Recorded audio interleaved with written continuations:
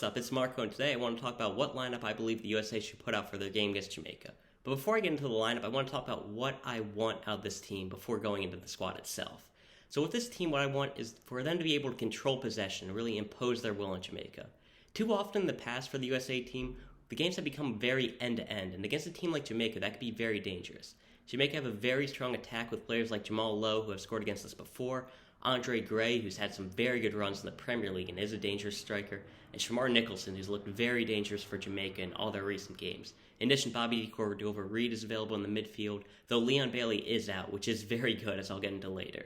But for this team, Jamaica could be very dangerous if this game becomes end-to-end and they start attacking us a lot. With those three up front, I feel like it could be a very dangerous game. However, if we control the midfield and really force them into a more defensive position, I feel like that'll do well for us.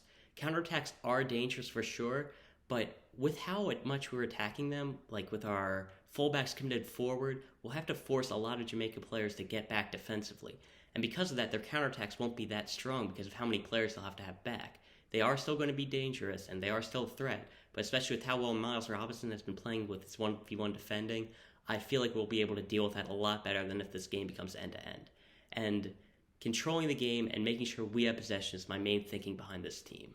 So because of that, I want to start with the midfield, which I feel like is the most important part of the team. So the team would be Tyler Adams at the 6 with Yunus Musah and Weston McKennie ahead of him. So I feel like Yunus Musah, he's the new guy in the squad, but I feel like he is essential to how we want to play. I know that he's a very young player and inexperienced, but that didn't stop Ricardo Pepi from performing well. And especially with this being a home game, I feel like it's a very good spot for him to make a debut. So with Yunus Musah, he's a very good player. We know he has a very good passing ability, a very good dribbling ability. He can combine well with one-touch plays, and I feel like he's basically essential if we want to play this possession-like style. He can break lines both with his passing and dribbling through teams, and I feel like he's needed in the squad. With Tyler Adams, he's a very good defensive player. He can pick up the ball deep and advance the ball, and especially with Yunus Musah being in the squad, who's not the greatest defender, you really want his defensive ability. Though, even without him, you'd want Tyler Adams in the squad. He is probably the best player in this team with Brenden Aarsonson out, so I feel like he's undroppable at this point. Though Weston McKennie, he's a bit of the bubble choice, I believe, for the squad, because he's not in great form as of late for Juventus. His coach is criticizing him a lot, and I do feel like Gianluca Busio or Luca de la Torre might even be better for this team with keeping the ball. I feel like Weston McKennie does bring too much for him to be dropped right now. He's a much stronger defensive presence than the other two, and he is a very good in the final third. We saw how dangerous he could be on set pieces, and especially with Pulisic and Reina out, I feel like that extra goal-scoring ability is very needed for this midfield. So I do want Weston McKennie, Tyler Adams, and Yunus Musah to be starting. I can see arguments for Busio, de la Torre, Kellyn Acosta. I feel like he's more of a player we'd bring off the bench if we're in the lead. Sebastian Lletget, I feel like he's a lot better in those end-to-end games, but in terms of controlling possession, I don't want him in the squad. So that's my thing behind the midfield. Now going into the defense, I feel like the defense is a lot more straightforward except for one position, the center back alongside Miles Robinson. But for the rest of the defense, Matt Turner in net, I feel like he's the best option. He's shown great ability at shot stopping. We know he's worse with his feet than Zack Steffen, but with how rusty Steffen's going to be coming into this tournament, I don't feel like you can start him or give him any minutes. His only game time has been the Community Shield in the Cup game against Wickham. So for left back, Antonee Robinson, he's the easy pick.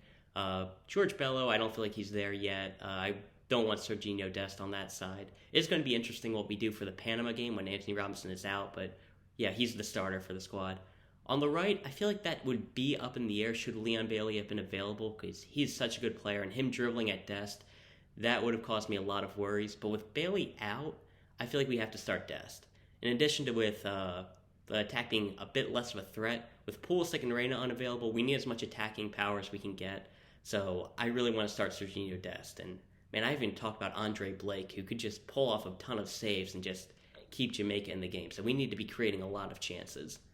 So now we get to center back, and I feel like Miles Robinson, he's the easy pick for one of the center backs. I don't feel like he's a locked-in starter as much as other people do. He is still limited on the ball, but yeah, he has to be in this team right now. He's been playing great for the USA squad. Alongside him, the other options are only Walker Zimmerman, Chris Richards, and Mark McKenzie. John Brooks had to pull out due to injury. I would probably be starting him alongside him, but that would honestly be a debate because John Brooks has not been playing well recently. Though if those issues are related to his injury, then that would be explainable. And Tim Ream is out, though I wouldn't pick him in the squad. Walker Zimmerman was called in for the replacement for Tim Ream, so I don't feel like he's even an option. So it comes down to Chris Richards and Mark McKenzie. Chris Richards has been playing very well in the Bundesliga for Hoffenheim. He's been looking very good, very solid player. And Mark McKenzie's been playing a lot more for Genk. He's still not playing every week, every game for them, but he's been playing a lot more, so that's good. In terms of national team experience, Chris Richards really doesn't have much. A couple of late substitute appearances and friendlies, while Mark McKenzie started for the national team in the Nations League. However, despite his experience, Mark McKenzie has been pretty inconsistent for the squad. He has had some very good performances in friendlies. He had a really good World Cup qualifier performance last month, but in the Nations League, he was pretty poor, both against Honduras and Mexico. So that's something to keep in mind, that with Mark McKenzie, we don't really know what we're going to get due to he's basically been inconsistent throughout his entire time in the national team. He could be very good, or he could, just give the ball away too easily. And alongside that, Chris Richards, yes, he's inexperienced, but the main problem with inexperience is you don't know what you're going to get. But at the same time, with Mark McKenzie, we don't really know what we're going to get as a player. So because of that, I don't feel like Mark McKenzie's experience is really that big of a selling point. And Mark McKenzie's very young as it is. I'm not even sure if he has double-digit caps. So because of that, I don't feel like experience is something you can really hold against Chris Richards for this window. And with that, I feel like Chris Richards should be the starter. He's the better player. He's been playing a lot in the Bundesliga. He looks very good. We see how much Bayern rates him. And Mark McKenzie, he's not even a real starter at Genk at the moment. And because of that, I feel like we have to go with Chris Richards as our starter alongside Miles Robinson at that left center back spot. Hopefully he'll be able to get a lot on the ball. He'll be able to break lines, because I mentioned Miles Robinson, not the greatest with the ball at his feet, but with Chris Richards alongside him, I feel like that could be very good. So lastly, we want to talk about our attack. I feel like this is pretty cut and dry. I expect this to be the team we go out with.